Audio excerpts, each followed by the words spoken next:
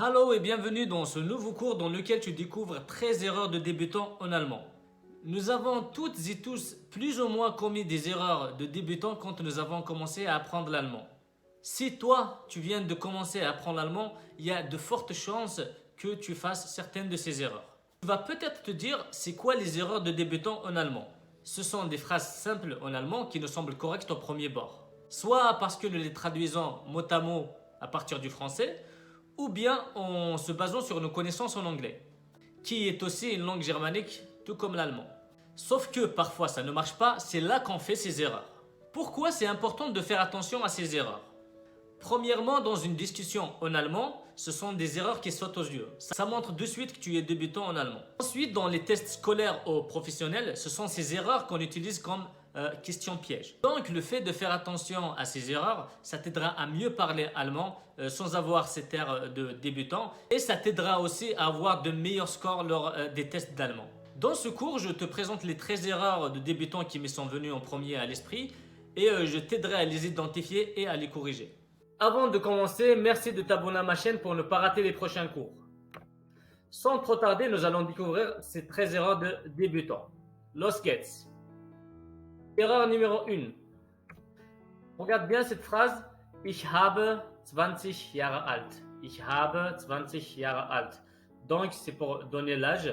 Là, si on traduit mot à mot du français, donc j'ai 20 ans. Donc, on a utilisé l'auxiliaire avoir. Alors qu'en allemand, il faut utiliser l'auxiliaire être, l'auxiliaire sein. Donc, il faut dire ich bin 20 Jahre alt. Ich bin 20 Jahre alt. Ou bien tout simplement ich bin 20. À l'oral, c'est plutôt cette dernière qu'on utilise. Si quelqu'un te dit wie alt bist du, tu dis ich bin 20, ich bin 80, ich bin 30, ich bin 25, etc. Alors que remarque que le français c'est une langue latine et toutes les autres langues latines utilisent l'auxiliaire avoir pour donner l'âge, comme l'espagnol, l'italien, le portugais. Par exemple, en portugais, on va dire eu tenho 20 anos. Eu tenho 20 anos. On a utilisé l'auxiliaire avoir. Alors que dans les langues germaniques comme l'allemand, l'anglais, le suédois, le norvégien, le danois, etc., on utilise l'auxiliaire être. Comme en anglais, on va dire pour ich bin 20 Jahre alt en allemand, en anglais c'est I am 20 years old. Ou bien tout simplement I am 20. Donc c'est le même principe qu'en allemand pour les langues germaniques. Erreur numéro 2. On regarde cette phrase, ich bin französisch. Ich bin französisch. Tu as dû l'utiliser pour dire je suis français ou je suis française, alors que pour parler de l'origine, il faut utiliser ich bin Franzose pour un homme, ich bin Französin pour une femme. Donc ce n'est plus ich bin französisch, mais ich bin Franzose ou ich bin Französin. C'est pareil pour dire il est allemand ou elle est allemande. Ce n'est pas er ist deutsch, sie ist deutsch, mais c'est er ist Deutscher pour un homme, sie ist Deutsche pour une femme. Er ist Deutscher, sie ist Deutsche et pas er ist Deutsch ou sie ist Deutsch. Erreur numéro 3. Ich komme von Paris, ich komme von Brüssel, ich komme von Genf. Alors là, on traduit aussi du mot à mot à partir du français. Je viens de en allemand, généralement c'est von. Donc on utilise von à la place de. Alors qu'en allemand, il faut utiliser la préposition aus pour parler de la provenance. Ici, on va dire ich komme aus Paris, ich komme aus Brüssel, ich komme aus Genf. J'ai fait exprès de choisir ces villes parce que ça s'écrit différemment du français. Bon, pour Paris, c'est la même chose. Sinon, Bruxelles, ça se dit Bruxelles. Et pour Genève, c'est Genf. C'est valable aussi pour les pays. Ici, Frankreich, ich komme aus Frankreich, je viens de France. Ich komme aus Deutschland, je viens d'Allemagne. Ich komme aus Österreich, je viens d'Autriche. Ich komme aus der Schweiz, je viens de Suisse. J'ai fait aussi exprès de choisir ces pays parce que ça s'écrit différemment. Et aussi parce que, ok, on a la France et les autres sont les pays germanophones. Donc, on a 100% de speakers natifs germanophones en Allemagne et pareil en Autriche. On a 70% de la population en Suisse qui parle allemand. Et une petite remarque grammaticale ici, la Suisse, ça se dit die Schweiz, mais ici, on a écrit der Schweiz. C'est à cause de aus qui demande tout le temps un datif. C'est pareil, von aussi qui demande tout le temps un datif après. Et je te mets en description la vidéo que j'ai fait sur les prépositions qui sont tout le temps avec le datif. C'est une vidéo que vous avez particulièrement aimée. Erreur numéro 4.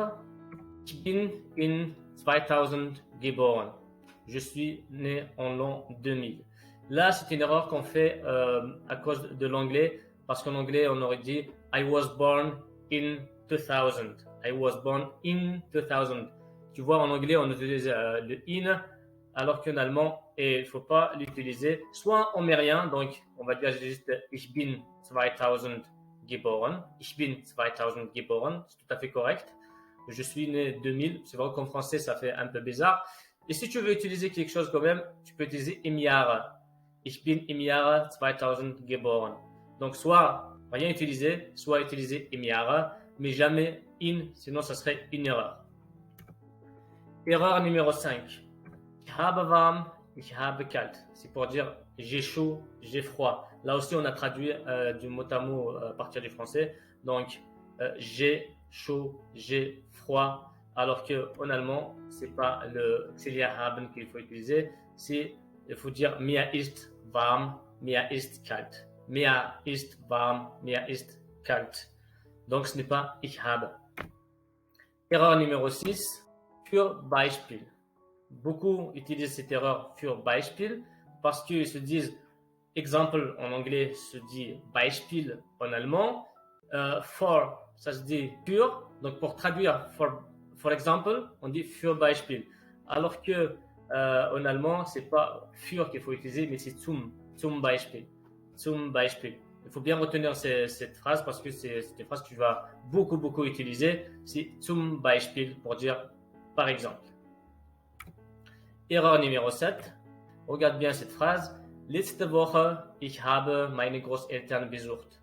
Letzte Woche, ich habe meine Großeltern besucht. C'est la semaine passée, j'ai rendu visite à mes grands-parents. Donc, quand on voit cet ordre, il n'y a pas de souci. En français, on va dire OK, c'est OK, il n'y a pas d'erreur dans cette phrase. Sauf que en allemand, le verbe, il est toujours en deuxième position. Si on n'avait pas letzte Woche, c'est OK. On a le sujet ich, puis le verbe tout de suite après en deuxième position. Ich habe meine Großeltern besucht. C'est OK. Par contre, quand on a un adverbe, quand la phrase débute avec un adverbe, le verbe garde sa deuxième position et le sujet va en troisième position. Donc ici, on va dire letzte Woche habe ich meine Großeltern besucht. Et pas ich habe meine Großeltern besucht. Je te donne un exemple un peu plus simple pour dire j'apprends l'allemand, c'est ich lerne Deutsch, c'est OK. Par contre, s'il y a heute qui est un adverbe de temps, il faut dire heute lerne ich Deutsch. Donc, il faut te mettre en tête, lorsqu'on a un adverbe qui commence donc la phrase, il faut mettre le verbe tout de suite après. Erreur numéro 8. Ich gehe in die Schule. Ich gehe in die Schule. Je vais à l'école. C'est OK, c'est une phrase correcte. Par contre, là, je dis ich gehe mit dem Bus. Je vais en bus. En français, c'est correct. Je te donne un autre exemple. Ich bin am Flughafen. Ich bin am Flughafen. Je suis à l'aéroport. Ich gehe in die USA. Je vais aux États-Unis. Si je suis à l'aéroport, c'est pour prendre l'avion pour aller aux États-Unis. Donc, je vais aux États-Unis. En français, si le verbe aller partout, ça pose aucun problème. Par contre, en allemand, on distingue le verbe qu'on doit utiliser pour le verbe aller selon le moyen de transport. Gehen, on l'utilise juste pour aller à pied. Donc, ich gehe in die Schule, ça veut dire je vais à pied à l'école. L'école n'est pas loin, donc je vais à pied.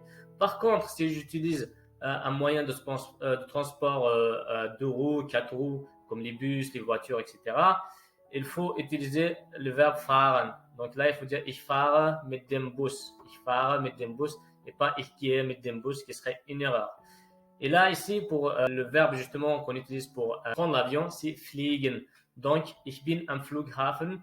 Ich fliege in die USA et pas ich gehe in die USA. Ça peut être juste, mais on n'a pas besoin d'aller à l'aéroport dans ce cas-là.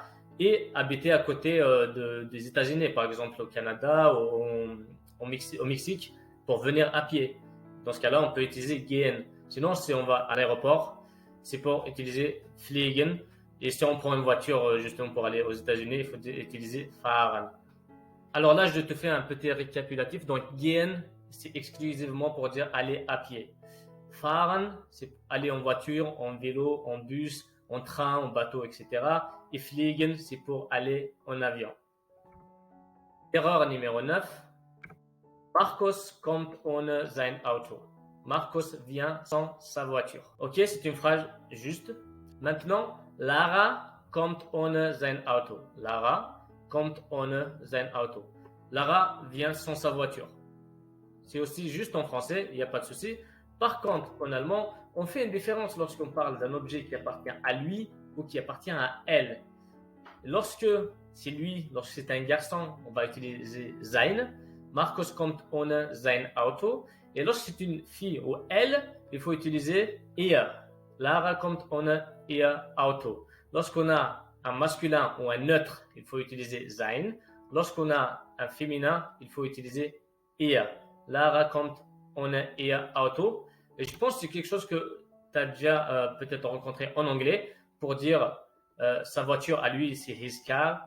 Pour dire sa voiture à elle, c'est her car. Donc, il y a une différence. Donc, en allemand et en anglais, comme ce sont deux langues germaniques, ils ont le même principe qu'on n'a pas en français. En français, c'est plus simple. On utilise sa voiture, son stylo à lui ou à elle. Là aussi, je t'ai fait un cours spécialement pour comprendre cette différence. Je te mets le lien en description.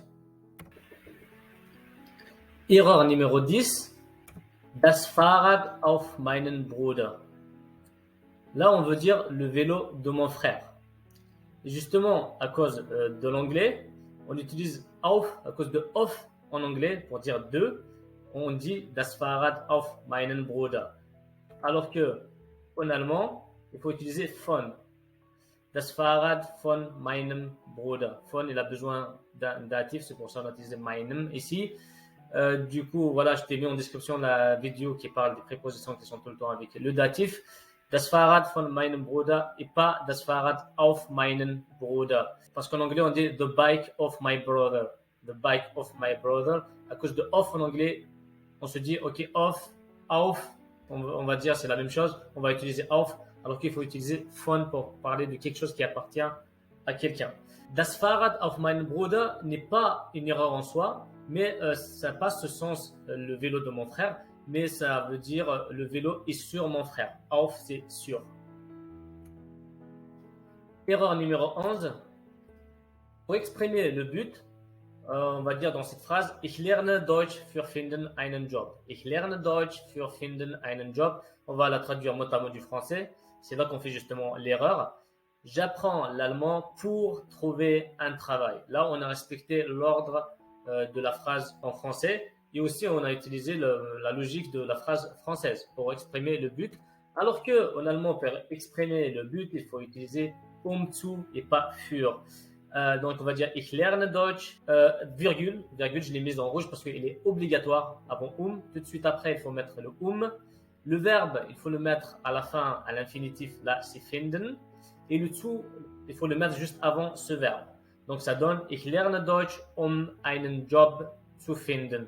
Et entre et zu, tu peux mettre tout le reste de la phrase. D'accord? Ich lerne Deutsch, einen Job zu finden. Quand je te dis, tu peux mettre tout le reste de la phrase entre et zu. Je te donne un exemple. Si on rallonge un peu cette phrase, on va dire ich lerne Deutsch, einen Job in Deutschland zu finden. J'apprends allemand pour trouver un travail en Allemagne. D'accord? Donc, il faut le mettre entre et zu. N'oubliez pas, le verbe, c'est à la fin, à l'infinitif. Et avant le une virgule obligatoire. Une autre manière d'exprimer le but, c'est utiliser damit. On va dire, ich habe diesen Kurs vorbereitet. J'ai préparé ce cours, damit du Deutsch lernen kannst, pour que tu puisses apprendre l'allemand. D'accord? Ich habe diesen Kurs vorbereitet, damit du Deutsch lernen kannst. Alors, il y a une différence entre ces deux manières d'exprimer le but en allemand. Je vais te donner deux techniques pour les reconnaître. La première, si on regarde dans la première phrase donc avec zu, ich lerne Deutsch, einen Job zu finden, on remarque que le sujet est le même dans les deux phrases, avant et après Là, ich lerne Deutsch, c'est moi qui apprends l'allemand, donc le sujet c'est ich, einen Job zu finden, pour trouver un travail, il s'agit toujours de moi, donc le sujet c'est toujours moi. Là, on utilise zu. Dans la deuxième phrase par contre, ich habe diesen Kurs vorbereitet, le sujet c'est qui? C'est ich, donc c'est moi qui ai préparé le cours. Damit du Deutsch lernen kannst, pour que tu puisses apprendre l'allemand. Le sujet, c'est du, donc c'est toi dans la deuxième phrase. Donc, quand le sujet n'est pas le même, il faut utiliser damit. Quand le sujet est le même, il faut utiliser zu. Ça, c'est la première technique. La deuxième technique, c'est il faut le traduire vers le français. Le premier, ça se traduit par afin de. Par exemple, ich lerne Deutsch, einen Job zu finden. J'apprends l'allemand afin de trouver un travail. Ça se traduit par afin de. Donc, zu, c'est afin de. Le deuxième, damit, ça va être afin que. Ich habe diesen Kurs vorbereitet, damit du Deutsch lernen kannst. J'ai préparé ce cours afin que tu puisses apprendre l'allemand. Afin que tu puisses apprendre l'allemand. Ok, zu, c'est afin de. Damit, c'est afin que. Deuxième erreur. Ich spreche eine andere Sprache. Là, on veut dire je parle une autre langue. Là, c'est une erreur qu'on fait à cause de l'anglais parce que autre en anglais, c'est other. Ce qui lui ressemble en allemand, c'est oder. Alors que c'est des faux amis. Il faut utiliser andere. Andere. On regarde cette troisième phrase. Ich spreche eine andere Sprache. Je parle une autre langue, c'est andere Sprache. Je te donne un autre exemple, le quatrième. Wir haben ein anderes Auto gekauft. Wir haben ein anderes Auto gekauft. Nous avons acheté une autre voiture. J'ai fait exprès de donner des exemples pour que tu vois que ça décline avec le nom qui vient après. Sprache, c'est die Sprache, c'est féminin, donc on a utilisé andere. Auto, c'est das Auto, c'est neutre, donc on a utilisé anderes. Ok, donc c'est pas oder, c'est andere. Tu vois, en anglais, on dit I speak another language. C'est à cause de ça qu'on fait cette erreur généralement.